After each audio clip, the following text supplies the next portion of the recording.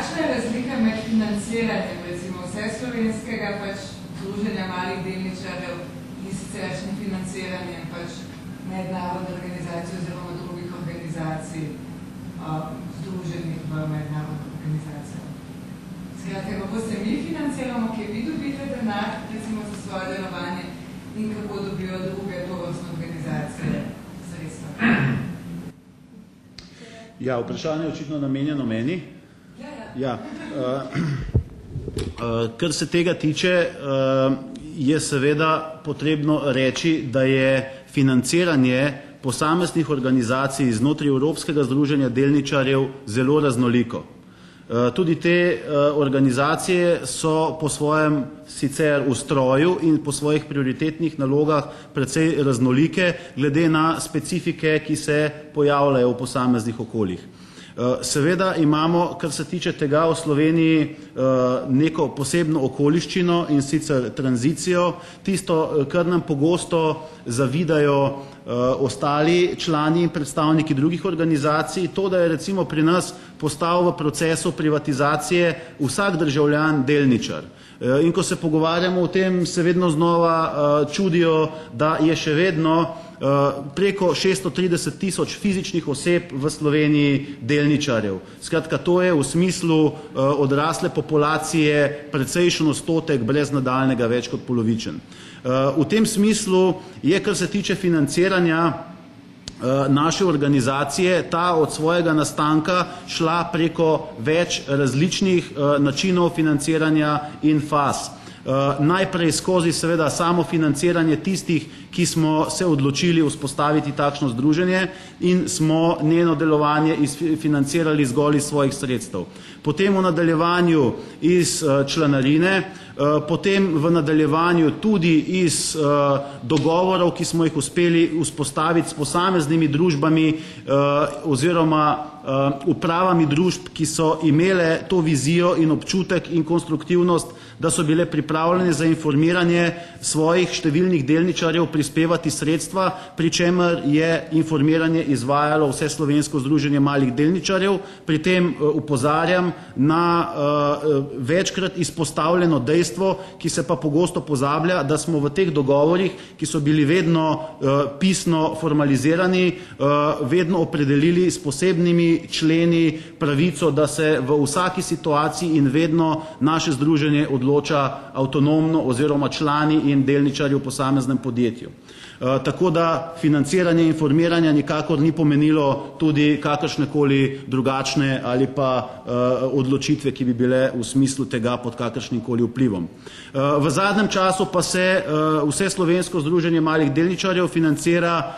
v največji meri iz naslova uspešno izvedenih projektov in realizacij prodaje deležev,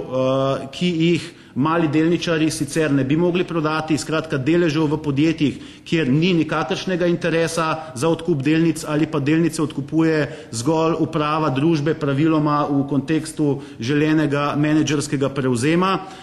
in so te delnice bodisi brez vrednosti, ker jih je nemogoče prodati, ali pa so njihove vrednosti minimalne. V teh prizadevanjih pogosto Vseslovensko združenje malih delničarjev dosega vsaj nekajkratnik, pa tja do 10 ali tudi večkratnika tiste cene, ki je sicer ponujena ali pa takšna na organiziranem trgu. V tem primeru seveda naše združenje v smislu celotne izvedbe zadeve, torej od organizacije, od oblikovanja paketa delnic, vseh pravnih podlag, ki so za to potrebne, od pogajanj, ki so za to potrebna, iskanja, tudi pogosto skozi oglaševanje morebitnih zainteresiranih kupcev ali strateških partnerjev in izvedbe samega prenosa delnic in same prodaje delnic in vseh okoliščin, ki pri tem predstavljajo ustrezne varovalke, od takšne zadeve pridobi tam nekje med 2 in največ 5% tistih sredstev, ki so pri takšnem zadevi seveda temu namenjena. Pri tem, tako je, kupnine. Tako da v zadnjem času je v nekaj uspešnih primerih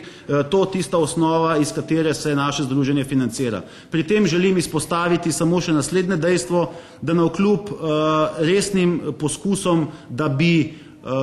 pridobili kakršnakoli sredstva iz proračuna, javna sredstva, sredstva lokalne skupnosti, za to ni bilo nikakršnega posluha in v tem smislu torej vsa tista sredstva, ki jih združenje pridobi za delovanje, pridobi iz naslova lastne dejavnosti, namenja pa jih seveda v projekte, ki niso profitnega značaja. Vključno z organizacijo tega dogodka, ki ste mu danes priča, vključno z celovito pripravo sprememb zakonodaje, vključno z aktivnostmi, ki so usmerjene v ustrezno informiranje, v vzpostavljanje normalne kulture in normalnih razmer tudi v slovenskem gospodarskem prostoru, ker so seveda projekti, ki so zahtevni, tudi finančno in kadrovsko zahtevni in v tem smislu seveda nikdar ni situacija takšna, da bi bili v proračunu združenja kakršnikoli presežki. Tako da žal se nam do zdaj še to ni zgodilo, seveda pa računamo na to, da bomo s časom in vse večjim razumevanjem za naše delovanje in za to, da je seveda, kakor je tudi gospod Paling omenil, potrebno vzpostaviti partnerski odnos med malimi delničarji in upravi družb, takrat, kadar je seveda to v interesu malih delničarjev in z veseljem ugotavljamo, da vse pogosteje tudi v Sloveniji naletimo na takšno razumevanje, da bomo v prihodnje imeli s financiranjem zelo zahtevnih projektov, ki se jih loteva še vedno peščica ljudi na našem združenju, manj težav.